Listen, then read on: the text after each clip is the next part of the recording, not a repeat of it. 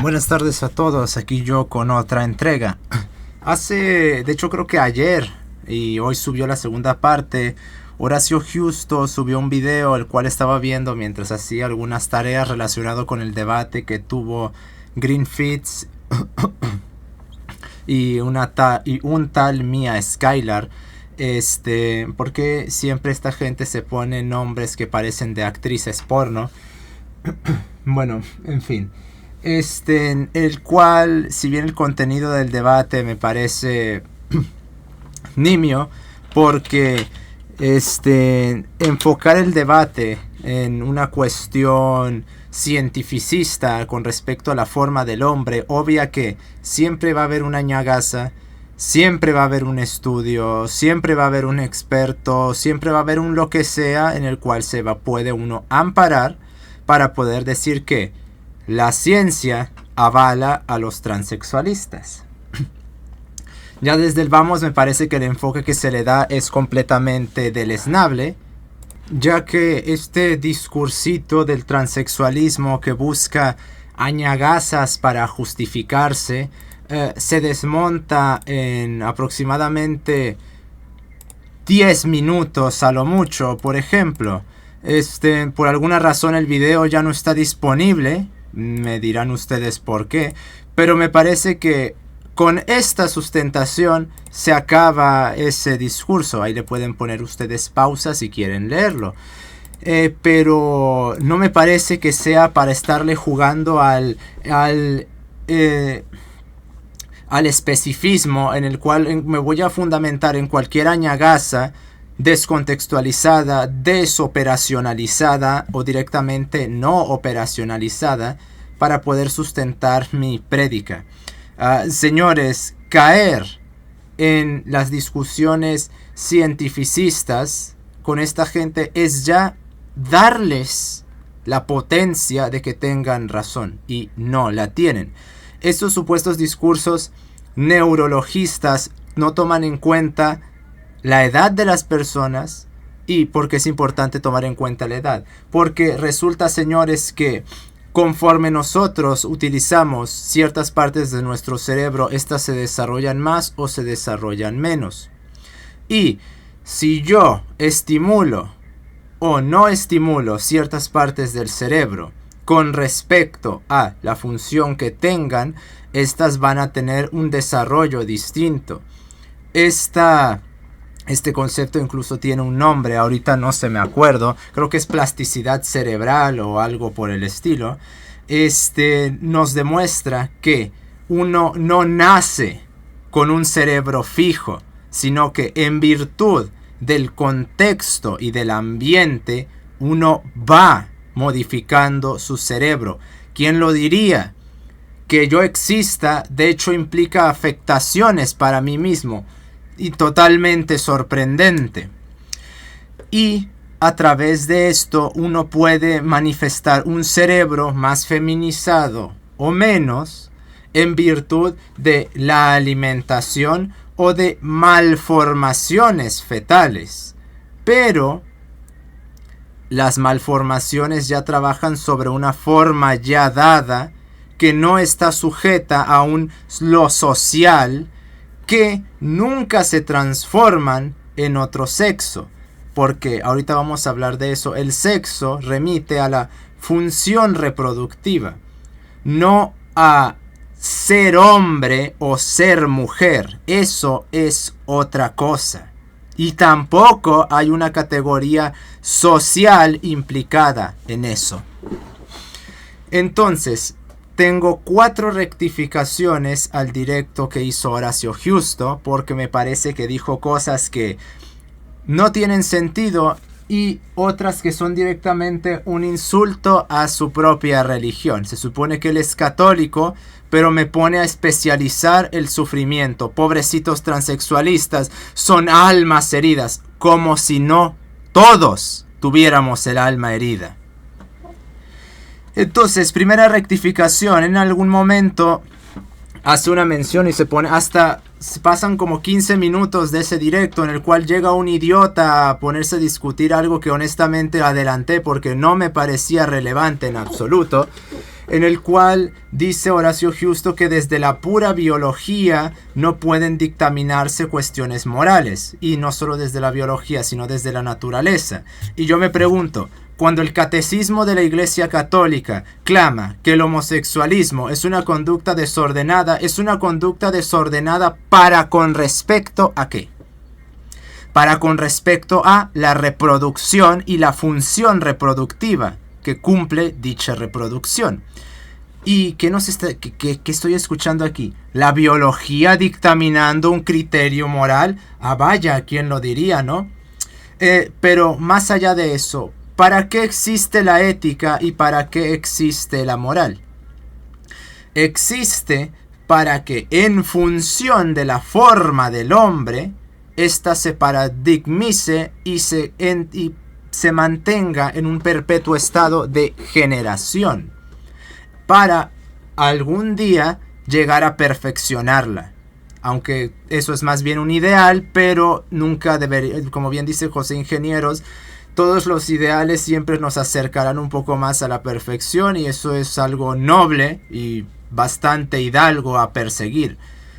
Pero esta forma del hombre, ¿qué implica? Implica su biología, ¿no es verdad? Su razonamiento, su lógica, su inteligencia, ¿de dónde vienen? A menos que me quieran salir como Gustavo Bueno clamando que la ciencia surge por lo social y por consiguiente la inteligencia también. Esa forma tiene que venir esa inteligencia, esa lógica, esa razón tiene que venir de algún lado. ¿Y de dónde es? Del substrato biológico del hombre, del substrato químico del hombre y del substrato físico del hombre, que en lo conductual es donde se tiene que dirigir.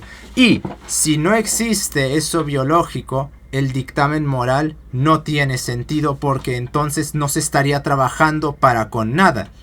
Las morales de conducta llevan invariablemente a un genocidio y a un tribalismo que irónicamente animalizan al hombre.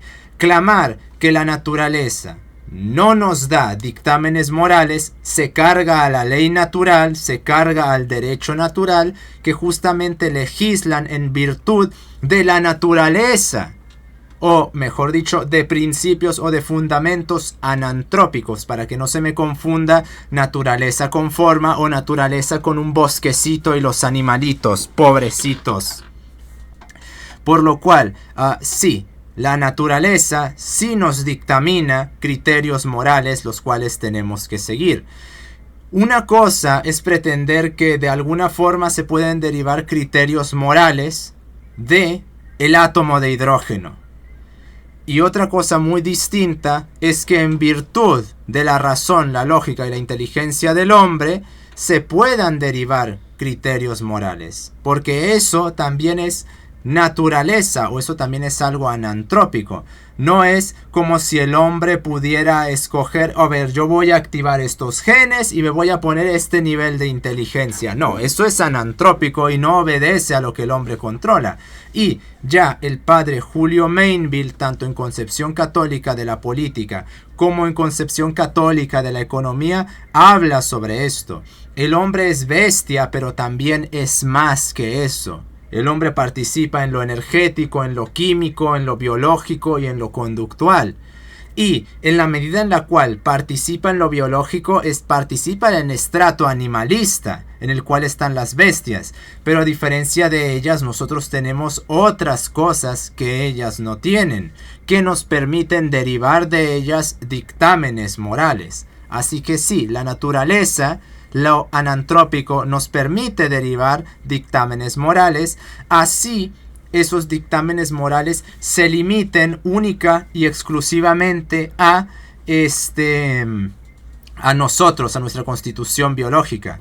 Pero es que incluso la naturaleza, en un sentido más basal, como puede ser en el físico, en el químico, también nos impone dictámenes morales, porque como incluso el padre Julio Mainville Menta en Concepción Católica de la Política, no podemos dirigirnos para con las cosas como si fueran infinitas o como si pudiésemos disponer de ellas como se nos dé la gana. La propia existencia de las cosas y nuestra relación con ellas nos impone un dictamen moral que implica una utilización de esas cosas con determinados criterios que impidan la corrupción del hombre y de esas cosas también en función de nosotros. Es decir, no podemos disponer del planeta como se nos dé la gana. No podemos destruir el mundo como se nos dé la gana. Tenemos que dirigirnos hacia a las cosas, hacia los animales, hacia la realidad de determinada forma. Claro que estos dictámenes son prescriptivos y deontológicos, pero también tenemos que recordar que al implicar una dificultad para su seguimiento, son ideales que tienen que seguirse y manifestarse. Y por cierto, ideal no se confunda con idealismo, bien deja esto claro José Ingenieros en El hombre mediocre. Ideal es una perfectibilidad alcanzable y conceptualizable. Idealismo es pretender estupideces que están fuera del funcionamiento de la realidad o fuera de la realidad.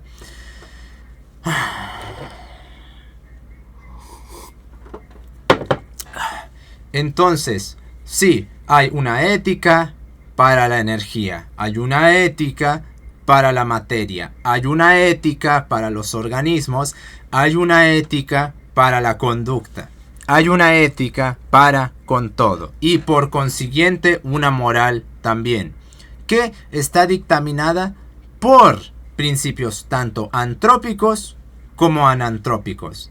Si negamos que lo anantrópico nos pueda dictaminar moral, entonces negamos la ley natural y el derecho natural. Y entonces, ¿dónde quedan los dictámenes que en virtud de la ley impuesta por Dios a través del ordenamiento que hace de la realidad, tengamos que seguirlos? Entonces nos cargamos los 10 mandamientos, por ejemplo, que están sustentados en la forma del hombre. Y todos esos dictámenes éticos y morales están en función de la perpetuación y de la paradigmación de la forma del hombre.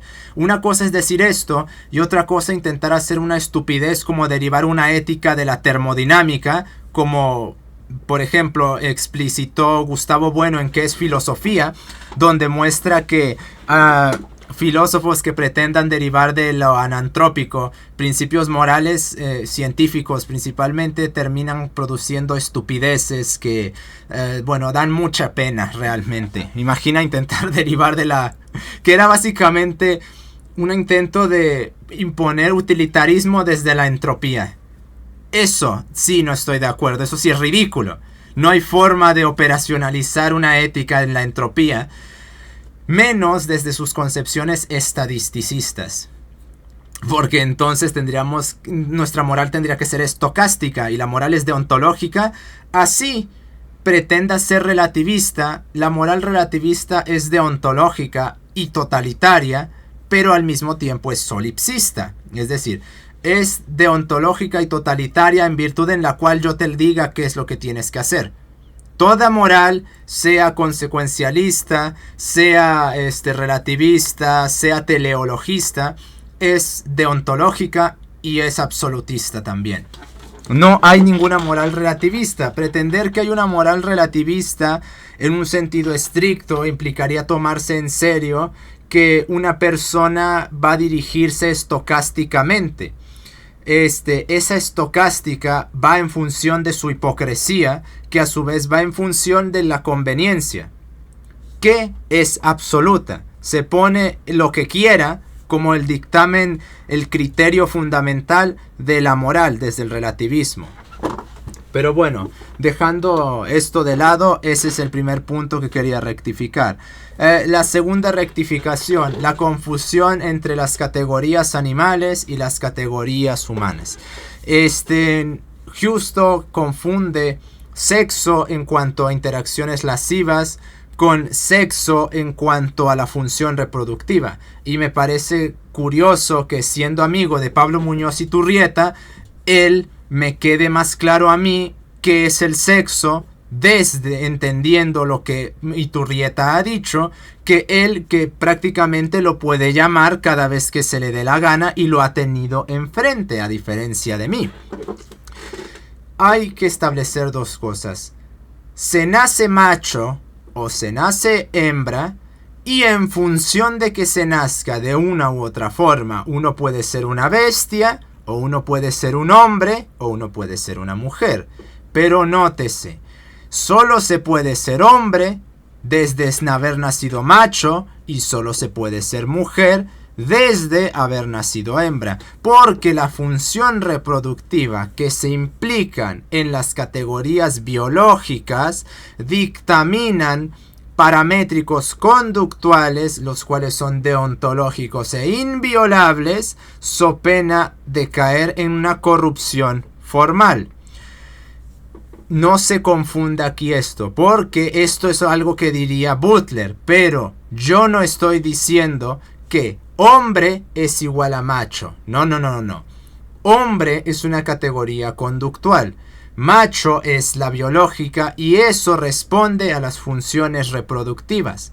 No responde a coger, y no responde, bueno, en cierta manera sí, digo, pues si uno es macho, pues tiene ciertos gametos y tiene ciertos genitales, y no solo eso, sino que tiene que cumplir determinados criterios reproductivos, como es la protección y el proveer, mientras que la mujer tiene que manifestar ciertos criterios reproductivos como la fidelidad y la maternalidad, vamos a llamarle.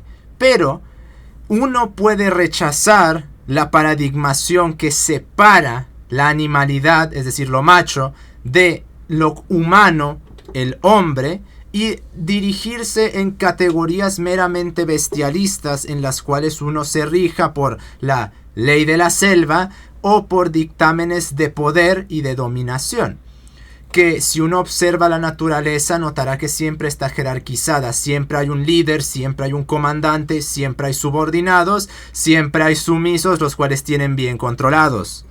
Siempre hay una obediencia hacia un director que comanda a determinados grupos en la naturaleza. Siempre hay el líder del harem al cual intentan disputarles ese puesto para poder reproducirse. Bueno, uno puede dirigir su vida en virtud de esa bestialidad, o puede trascenderla hacia algo mejor y más conforme con una ética que paradigmice la forma del hombre. Porque esta ética animal, por decirlo de alguna manera, no paradigmiza la forma del hombre y la predispone a una corrupción, porque el hombre, a pesar de participar en categorías animales, se separa de los animales por sus cualidades formales, como son la inteligencia, la lógica, la predicabilidad, la capacidad creadora, algo que no tienen los animales. Por lo cual, lo que es competente a hombre y lo que es competente a mujer responde a categorías exclusivamente humanas, las cuales solo en acto pueden manifestarse.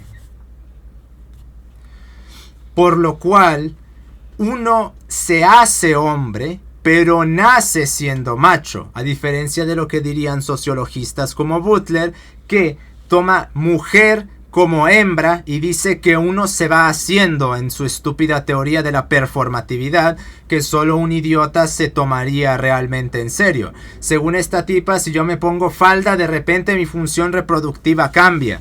Y lo cual no deja de ser irónico, porque clama un constructivismo social radical, pero sí dictamina quién se debe de vestir de qué forma, y eso remite a qué cosa. Lo cual cae en una severa contradicción. Entonces, esa sería la segunda rectificación. Categorías animales responden a las funciones reproductivas y lo inmediatamente derivable de eso, que es supervivencia y reproducción, y quién desarrolla y quién actúa y quién toma qué postura. Y otra cosa es hombre y mujer, que son categorías humanas que responden a una ética y una moral generadora. No generadora en el sentido de Gustavo Bueno, sino generadora en el sentido aristotélico, con las derivaciones que he hecho. Generar es preservar y perfeccionar la forma de algo. Y esa categoría es aplicable exclusivamente al hombre, porque el hombre tiene en potencia ser mejor siempre, así como ser peor. Y después, categoría corruptiva o de corrupción en categorías aristotélicas con mis respectivas derivaciones que hacen referencia a la disgregación en acto que se hace de una forma en virtud de ese acto. Como puede ser, por ejemplo, predisponer a un hombre a una adicción al porno, eso sería una corrupción de su forma que la iría disgregando progresivamente hasta anularla. Muy bien, esa sería la segunda rectificación. Y la tercera rectificación, y es la que más me molesta realmente, y honestamente ya estoy harto de esto. Esa tendencia a especializar el sufrimiento de esta gente como si no estuviéramos sufriendo todos. Él clama que detrás de estos transexualistas y también de los uranistas hay pobrecitas almas heridas. Y que por eso tenemos que tomarlos con compasión y con cuidado. Y una mierda, señores.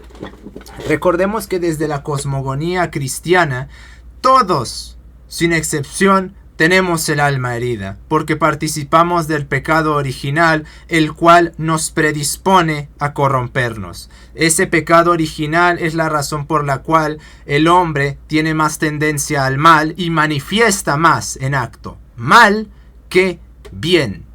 Por lo cual, yo no veo, si ya participamos de quizás el peor mal que pueda existir y lo tenemos en nuestra forma, y nos tenemos que esforzar de formas inhumanas para quizá purgar esa corrupción, yo no veo por qué tenga que especializar el sufrimiento de personas cuando ya todos participamos en un sufrimiento que no tiene mesura ni medida.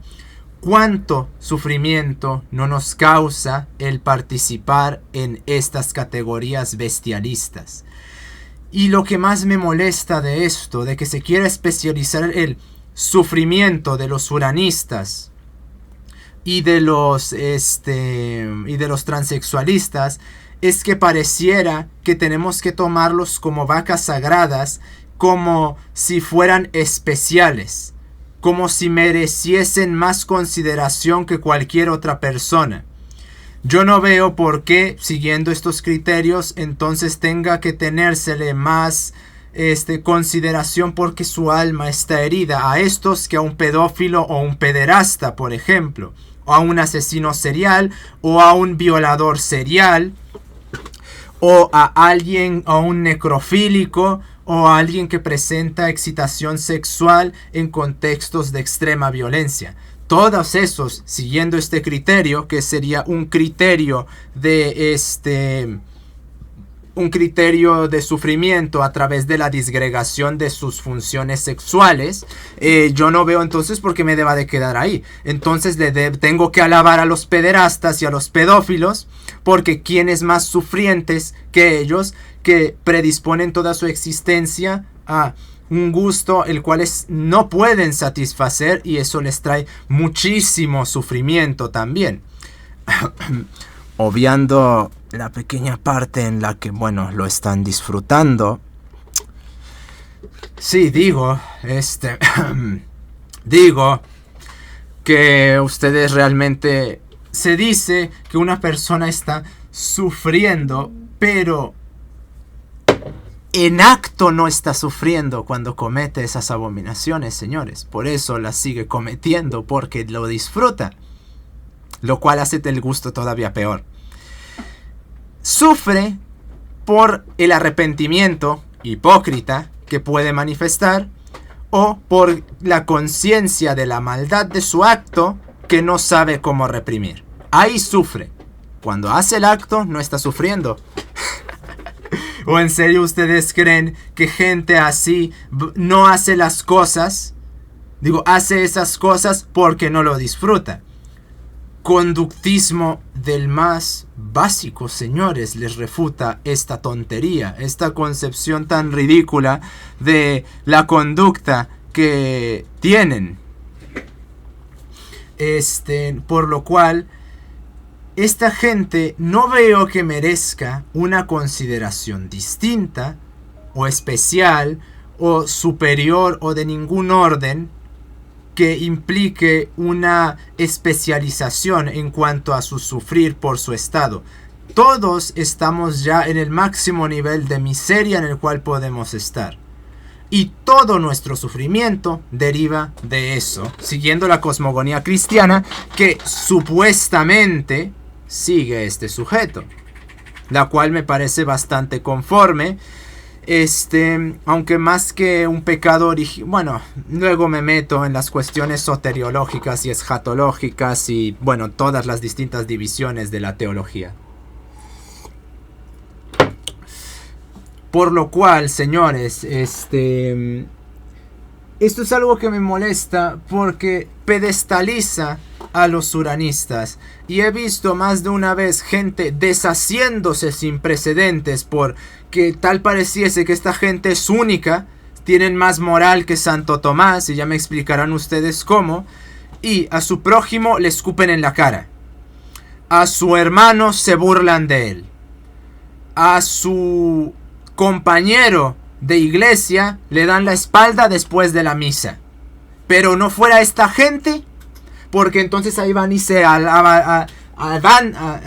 lanzan sobre ellos cual jabardillos, como si se tratase de la última Coca-Cola del desierto o los que van a salvar a esta especie. Lo cual, irónicamente, es infundirles la vanidad de la cual se les lleva acusando desde siempre. Desde contra Timarco, las leyes de Platón, el propio Aristóteles, han acusado a estas personas de lo mismo siempre: vanidad, soberbia, lujuria, imprudencia, belialidad, cobardía, hipocresía.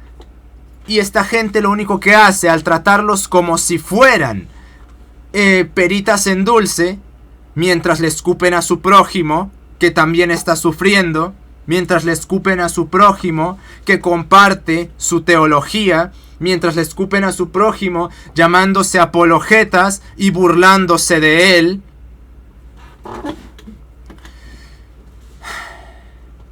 Pero no fuera uranista, porque entonces sí me hacen un culto. Esto es una de las cosas que más me molestan de los cristianos. Hay gente, y debería del cristiano grabarse esto, el católico, protestante, quien sea. Hay gente que no merece salvarse. Y no todos pueden o merecen ser salvados. Hay gente que merece ir al infierno por el daño que les causa a otras.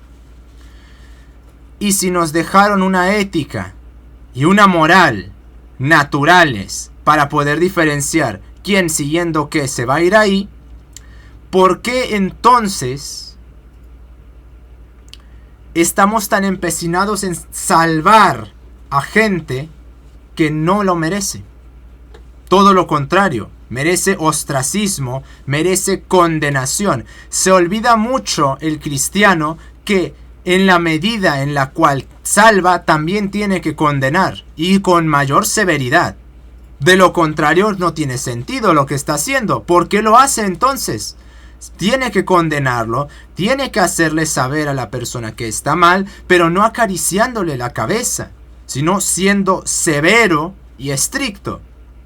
Y en la medida en la cual no exhiben esta severidad y esta rectitud, y en cambio muestran una laxitud muy marcada, o laxitud, no sé cómo se le pronunciaría correctamente, están diciendo que no se toman en serio la razón de su prédica para salvarlos.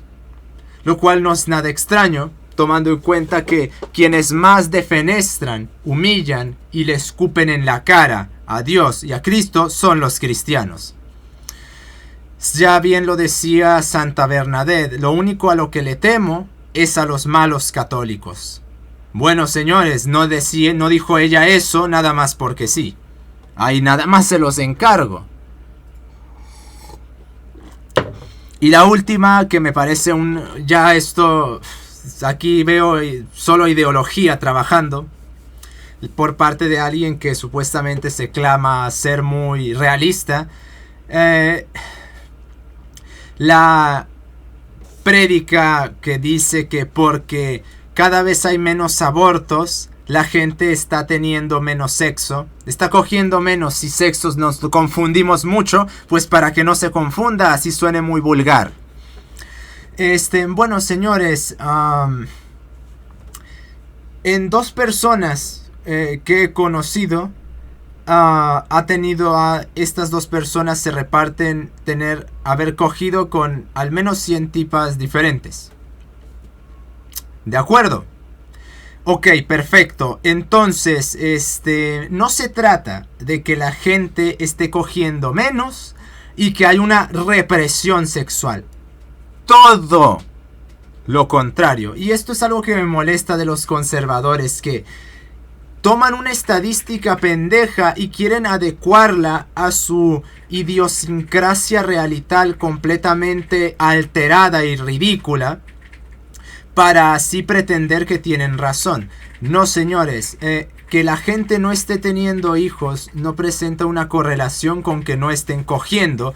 Para algo existen las pastillas del día después, los condones, tengo entendido que hay como otros 10, incluso hasta creo que 40 métodos anticonceptivos aparte del condón y de la pastilla del día después, solo que no sé cuáles sean.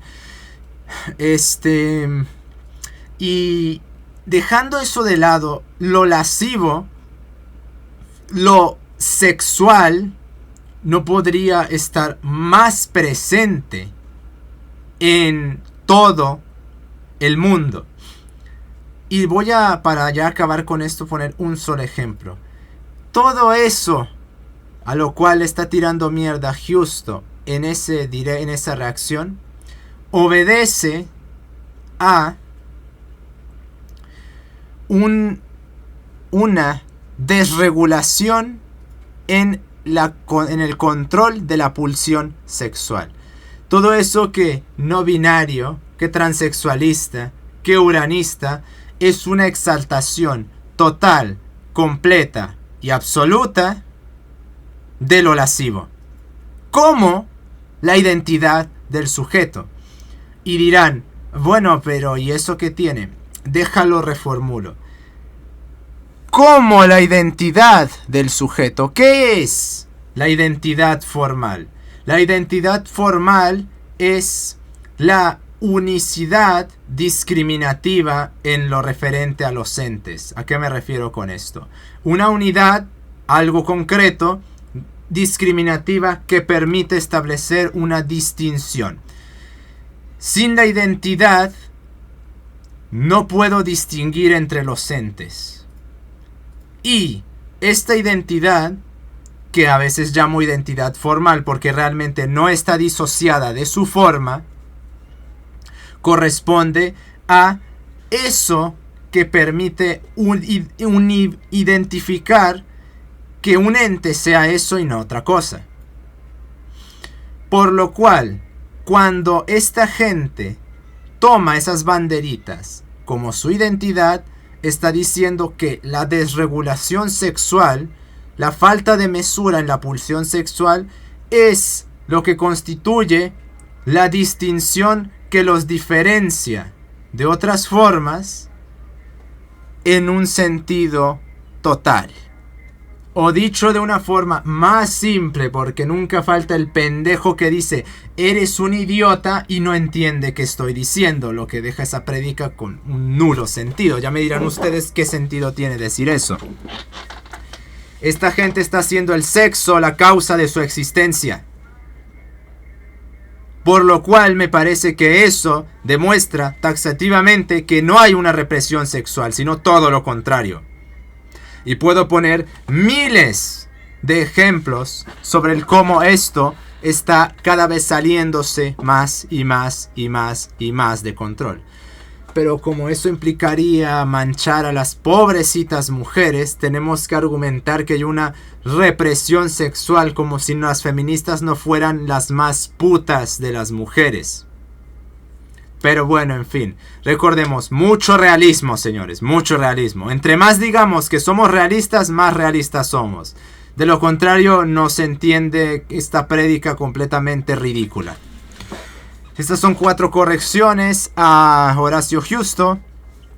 Y eso que ni siquiera he terminado de ver el primer directo. Y todavía falta el otro, que son otras 2 horas. Y pues a juzgar como voy a estar muy ocupado hoy, yo creo que sí voy a terminar de ver los 2. Y tal vez vengan más correcciones. Como sea, nos estamos viendo.